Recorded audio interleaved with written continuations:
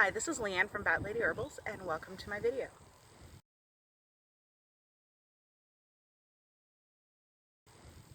Today we are in Seminole County at a wonderful trail that my husband and I found not too long ago. And I wanted to introduce you to a very interesting little plant that we have in Florida that most people don't associate with Florida. That's the sandspur. Just kidding. I'm actually wanting to talk to you about prickly pear cactuses. This cactus right here is actually a colony of little baby prickly pear cacti. As you can see, they have crazy long spines. But when they do get older, they can grow to be about 6.5 feet tall. Just haven't found any really tall specimens around here lately. Now you can see the stems have actually evolved into pads, and these pads take the place of leaves where they actually do the photosynthesis there, and that frees up a lot of energy for the plant. But it also has another use, and that is to store water. But along with the water, it also has some antifreeze chemicals in it that makes this plant able to survive in freezing weather up north. So this particular cacti can be found pretty much all over the US and up into Canada. Now, the two most common species of prickly pear we have in Central Florida are the Optuntia stricta and the Optuntia humifusa. Now, this little buddy could be either one, because the main way that you can tell the difference is that the stricta has purely yellow flowers and the humifusa has yellow flowers with orange or red centers. They are used interchangeably. They're both edible. And actually, all the aerial parts of this plant, so all the above ground parts, are part of the native diet here in America. You can probably go into your neighborhood Spanish grocery store and find at least a can, if not in the produce section, of a vegetable called nopales. Nopales are the pads of these cacti. They're commonly used as an appetizer or scrambled up with eggs. The flowers are also edible, as well as the fruits, and you might see the fruits in your local Publix every now and then. They look like little red or purple egg-shaped fruits with some of these same spots on them that you see on the pads here. Those are a sweet fruit that usually is referred to as cactus pear. Now, if you can see on these pads, there's a whole bunch of little dots, and not all the dots have spines in them. But they do all contain these other little fibers called glaucids. And those glaucids are irritating to our skin. So if you do want to harvest and use these plants for any reason, be very careful of that. You don't want to accidentally stick your hand with the glaucids, or the spines for that matter. Now, this plant likes to grow in colonies, which is why you see a couple different examples around here. If you look hard enough, you can see a couple little babies growing up, not too far away from any of these. So in a couple years, this plant is going to be a big colony of cacti. It's going to be amazing to see. That is, assuming that us humans let it be. Now, what this cactus is most known for is its effect on diabetes. Because not only does this plant contain compounds that actually suppress your appetite, helping you to lose weight, it also has low amounts of sugar, and it will help to lower your glucose levels.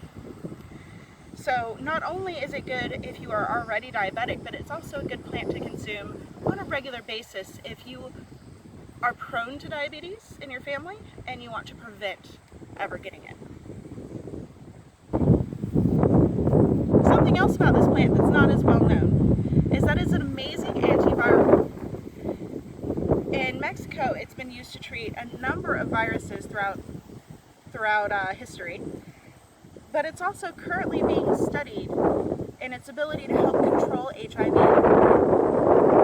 So who knows? This little plant may have the cure one day. Just have to help science find it. Prickly pear cactus is also full of fiber. And that fiber not only helps you ease your digestion, but it also can help clear cholesterol deposits in your arteries. So the entire plant, not just the fruit but also the pads, helps to support your cardiac system. It helps to reduce your cholesterol, and it helps to flush out those cholesterols out of your system. Prickly pear cactus is also great for your digestion because it will help prevent ulcers, and it also is an anti-inflammatory that helps to reduce inflammation in your intestinal tract, which can help you have better digestion and have fewer digestive issues such as gas, bloating, things like that. One of the more common ways this plant is used is pretty much the same way aloe is used.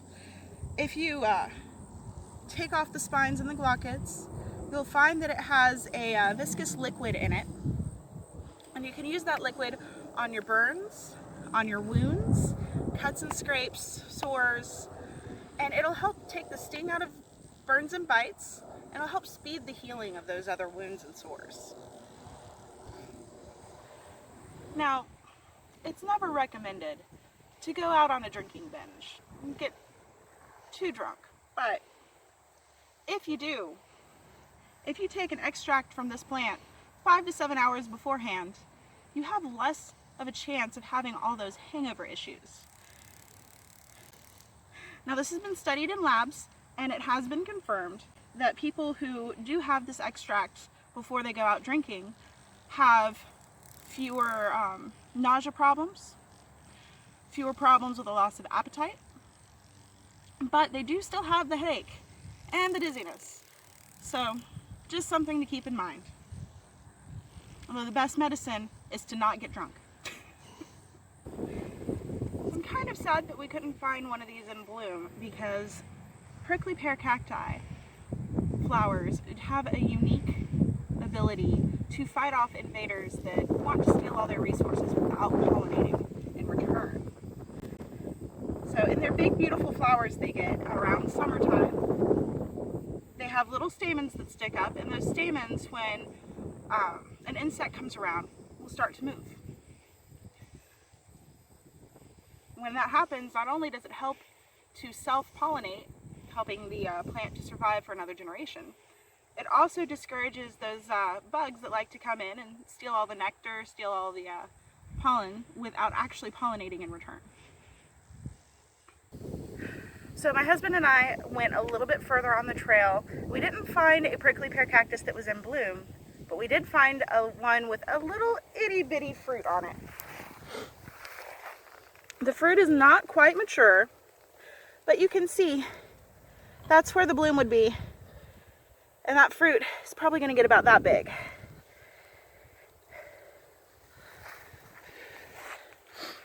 So while I couldn't find a prickly pear that was in bloom, I did find a fruit for you. So once again, I'm Leanne from Bat Lady Herbals. Thank you so much for joining me on this special trip to talk about a little cactus. Find me on social media on Facebook and Instagram.